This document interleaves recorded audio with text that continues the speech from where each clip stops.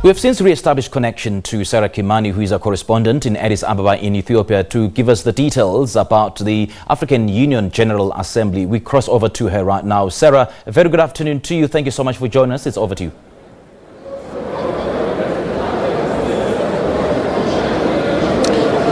Well, it's been an interesting morning. Various leaders have spoken, and it is also the morning that South Africa has taken over as the chair of the African Union.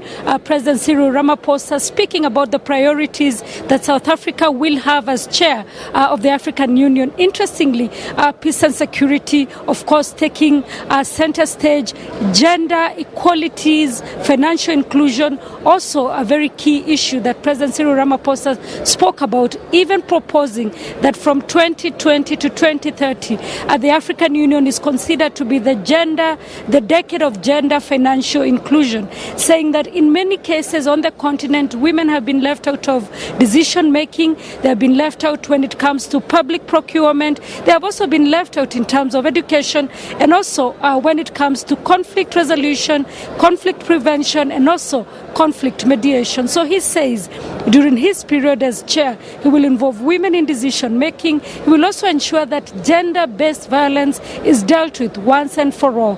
He also spoke about peace and security, and that to silence the guns and to see how the continent moves forward. In terms of silencing the guns, South Africa will host a summit in May this year so that they have a way forward on what the continent can do to deal with the crisis in Libya, in the Sahel region, and also the Horn of Africa region. He also spoke about climate change, one of the other priorities for South Africa during this time, saying that they will work with international partners, including the United Nations, to see to it that countries on the continent are assisted to deal with the effects of climate change, and also to adapt and to also prevent in areas where they can the effects of climate change taking effect very quickly. Now, Secretary General of the United Nations, Antonio Guterres, also spoke at the summit. He spoke about the issues of the conflicts that are still going on the continent, saying that Africa should be given a chance to offer African solutions to African problems, including the situation in Libya. Other issues that came out of the conference, the issues of Palestine and the need for the independence of Palestine, the need for African governments to continue to assist Western Sahara to achieve its independence from Morocco. For now, this is all we have from here, but you will be joining Sophie Mokwena, my colleague, later during the day for more from the African Union headquarters in Addis Ababa, Ethiopia. Back to you, Simpiwe, in studio.